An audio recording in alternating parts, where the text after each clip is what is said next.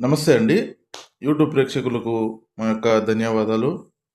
ముందుగా కొత్త వారు ఎవరైనా ఉంటే మన ఛానల్‌ని సబ్స్క్రైబ్ చేసుకోండి.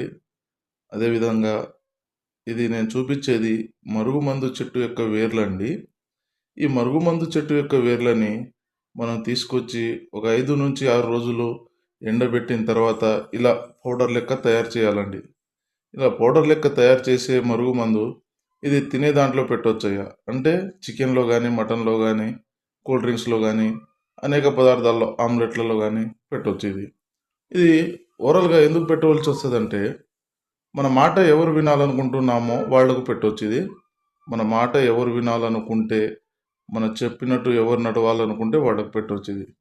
ఇది భార్యాభర్తలకు వర్తిస్తది, ప్రేమికులకు వర్తిస్తది. అదేవిధంగా మన మాట ఎవరు వినాలనుకుంటే వాళ్ళకి ఇది ఖచ్చితంగా వర్తిస్తదండి. ఇది ఒరిజినల్ మరుగుమందండి ఇది. ఇది ఒరిజినల్ మరుగుమందు.